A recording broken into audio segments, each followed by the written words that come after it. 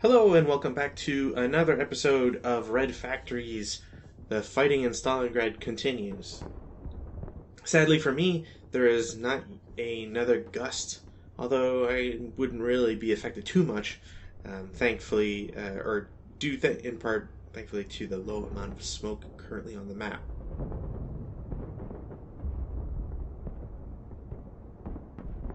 It's a rather short episode today. There's not much movement, or at least there's less and less movement that the Russians are going to want to do, just because, well, if the Germans don't already have everything that they need, as long as I can break some units and force them to die real quick, advancing into their open positions in stone locations, we'll be able to cut off any sort of objective count that they have. So.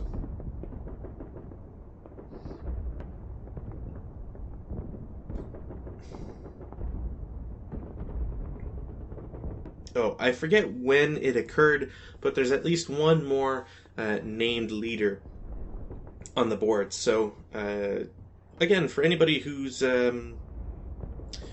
wants to partake in that, you should definitely, stick around.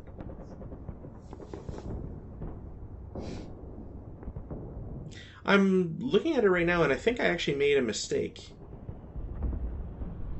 Oh, no, wait, no, never mind. So that 6 rally roll, why I thought that was a mistake was because there's a -1 for rallying or self-rallying, the attempt anyways, in a building, but there's also a +1 for attempting to self-rally.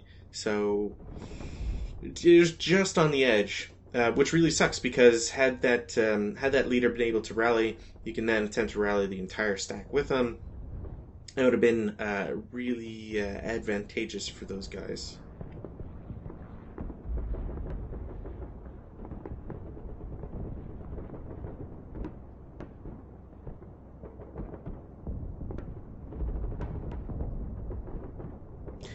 As one might imagine, since I'm not going to be moving all that much, there's going to be a lot of shots going out. And, well, the Russians start off with a great attempt, considering the first shot is a 3. It's also doubled firepower, so I believe that's I think that was a 12 firepower.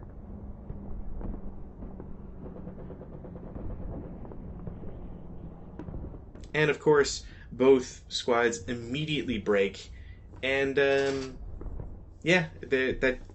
kind of is going to kill the push that the Germans might be able to, or would have been able to do on that southwestern front.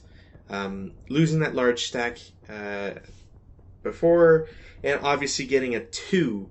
This is why you take dumb shots sometimes. It's a wood building, and it's at half firepower. But that's still 2 firepower, 2 up 2 for the building. It's a 1 morale check. So, all right, let's see what we can do.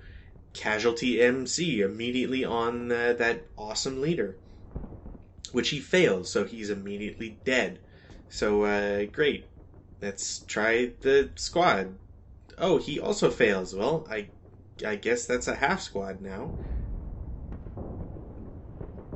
And the shitty leader passes. Great.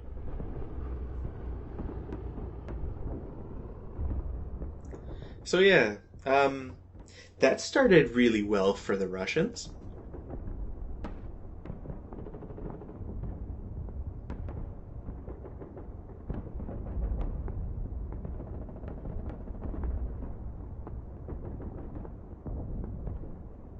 I kind of wish I had gotten the 2 on that shot in the stone rubble location, just because, I mean, killing a leader is great, and so is reducing a squad to a half squad. But I kind of would have preferred it for that higher attack.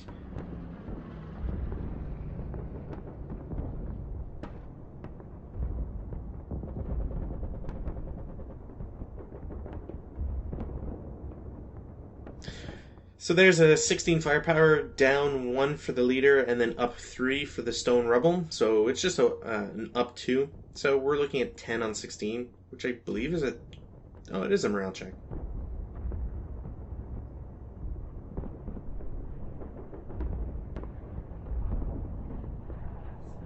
Pins are actually going to be good for me here. Again, if the Germans don't have all of the stone locations that they need, then they're going to...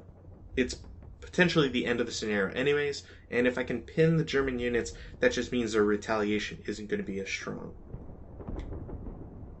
And obviously we've seen before, or at least I've at least explained before, that forcing the Germans to take task checks also isn't a bad idea, because of mechanics regarding the booby traps that are going to be a constant thing in Stalingrad.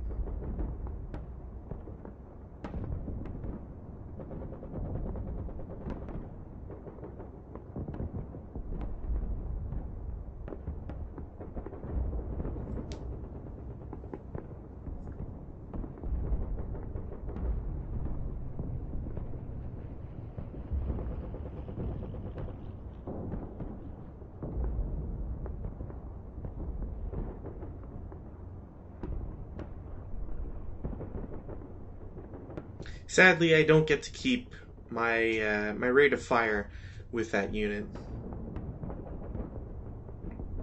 which seems to have been a common theme for uh, the Russians so far. Very few times they've managed to keep the rate of fire and have it be able to exact a heavy toll on the Germans. This it comes down to bad luck, but also some. I mean, there was some forgetfulness immediately. That machine gun on the second floor, I just never really thought about for some reason, and a little bit in terms of poor placement.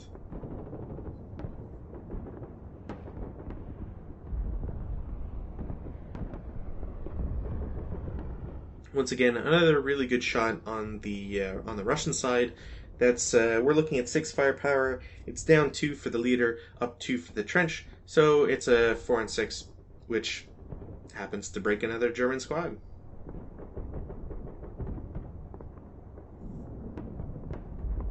At this point in play, I think I was really cursing the German dice rolls here because I was just it was kind of like seeing myself play in real life where all my morales, all my guys just constantly break time and time again.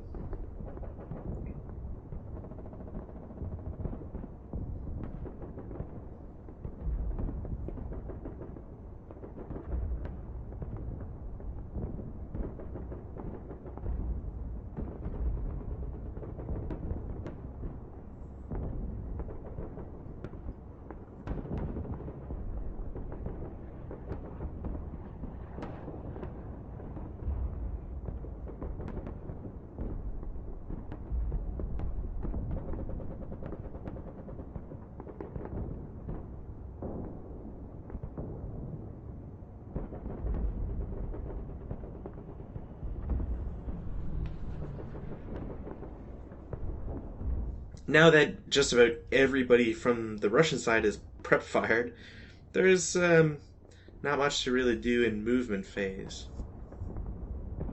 I'll be shuffling some more units back west a little bit more. Um, Probably going to attempt CC somewhere. I'm just trying to think where I would do so.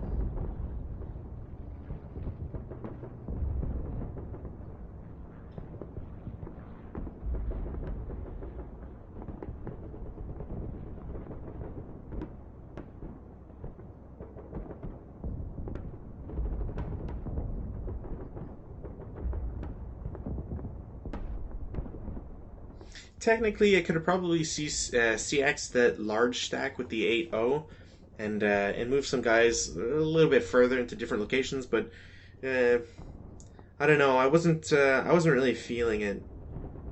Something about not wanting to CX those guys. It wouldn't have been a huge issue, but also, is it really all that necessary? I mean, for starters, the Germans don't really have line of sight there just because of how all the rubble is everywhere. But on top of that, I'm not in that much of a rush to start throwing more units into exposed locations.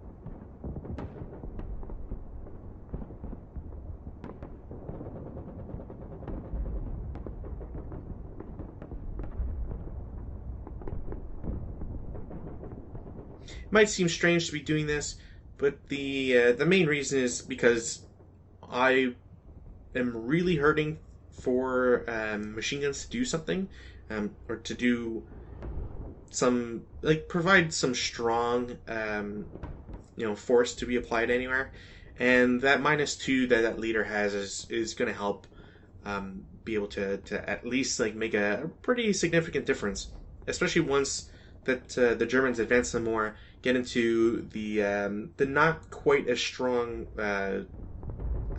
debris locations, and that machine gun should hopefully shine through. And then there's also the fact that there's going to be the advantage of any morale checks. As long as that leader doesn't break himself, well, he should be able to provide a suitable defense against any sort of attack. Oh, and it seems I'm remembering artillery again.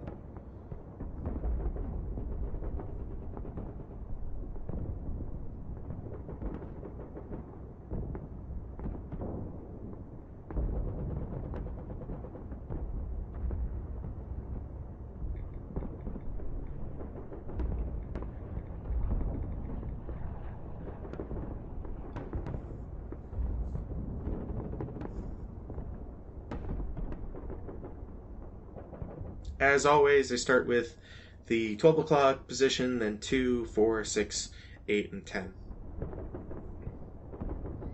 And hey, I get a pretty decent roll. Now it is only a what is it, 80 millimeter? Yeah, 80 millimeter. So you're adding the +3 from the stone structure. So 6 on whatever that number was.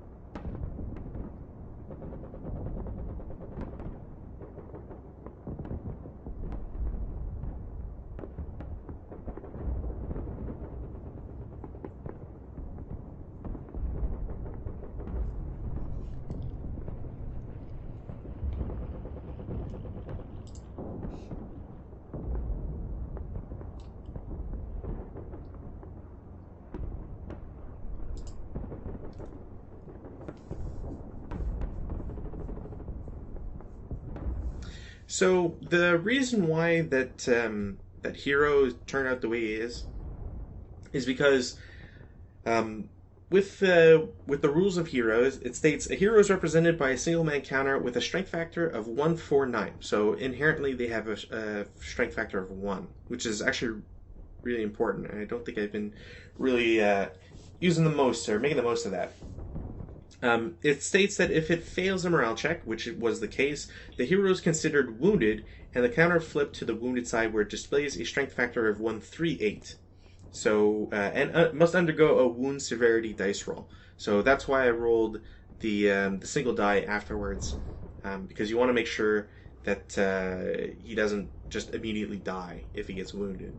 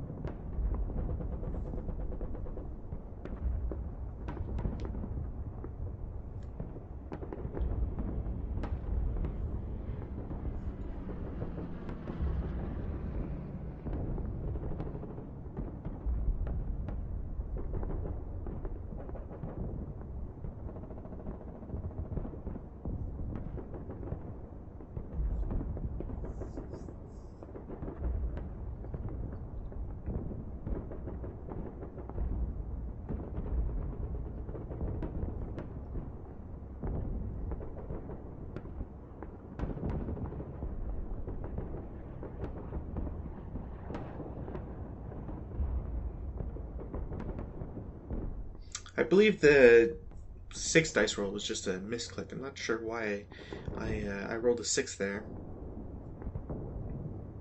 And the other reason I'm running doing to hit again is because of the fact that the tank has a rate of fire of 2.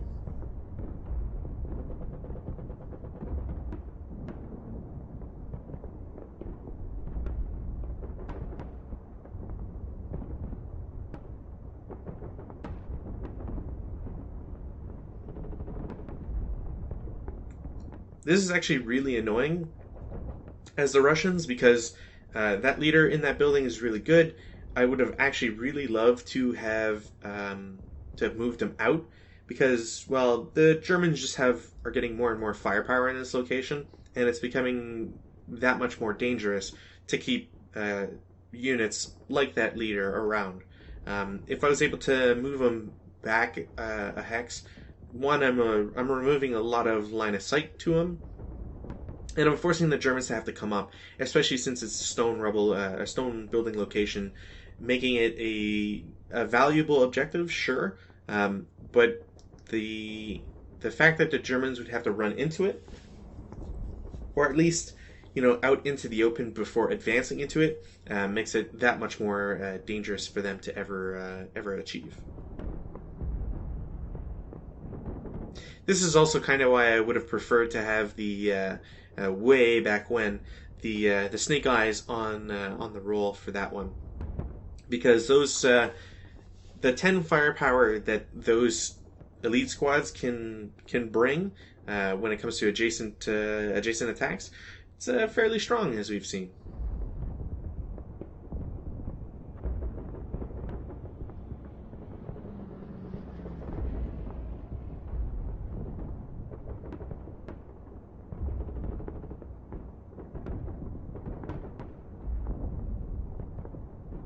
It might seem a little desperate, but at this point, I'm really trying to get. If I can't capture as many stone locations as I can, I definitely want to kill as many Russians as I can. In campaign games, things transfer over, so all the units that are dead, they're not coming back.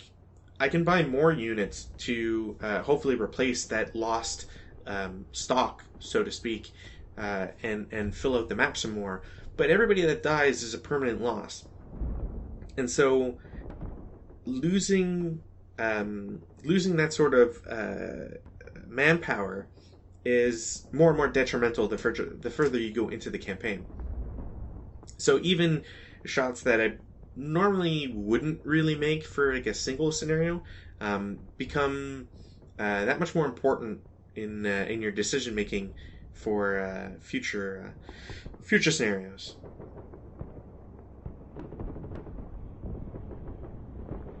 If I was playing this, if this was like a single scenario, which does exist, there is a scenario that's based off of just the first day.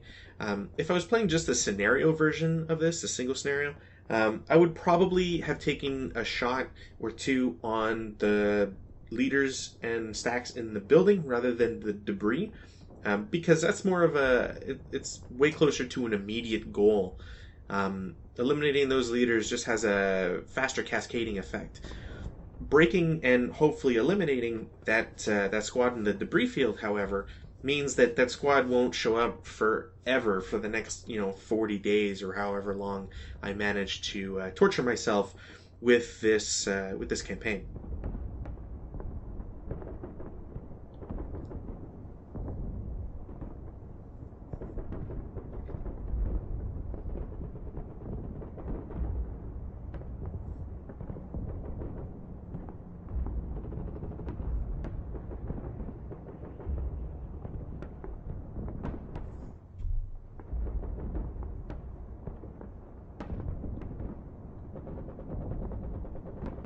While I would have more than likely preferred having that DM squad route further, I could have also sent them out to the east or southeast. But the problem is, at least in this specific instance, there's not much of an area for them to go to. And keep that. I want the rally bonus of being in a building, and I can't do that if they're going to go into the debris fields to the southeast.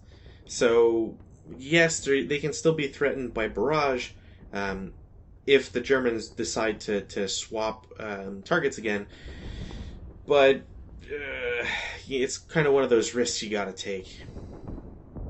The same applies here with that leader. Yes, I'm moving them all, and they should have. I think one might have had to take. Actually, no, they were all going to hire TEMs. Would have probably made more sense to have some units go into the barricade factory instead. However, and also I'm putting the I'm keeping the leader under threat. But really, if I want to get those 2 or 3 squads that are all broken back into fighting condition, I have to throw them into this danger zone, basically.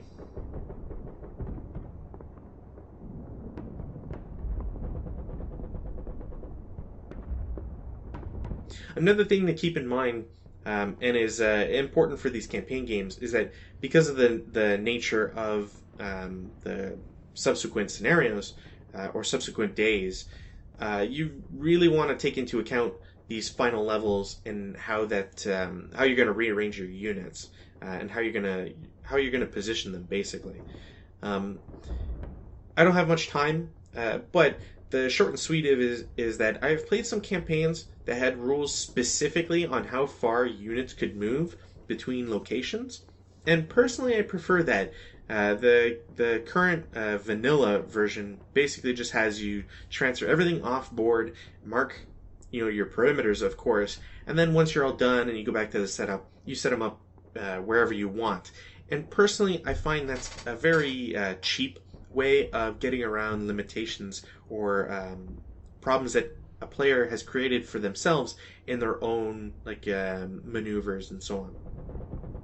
Anyways, the scenario doesn't end because I rolled a 5, so I will see you for the next video.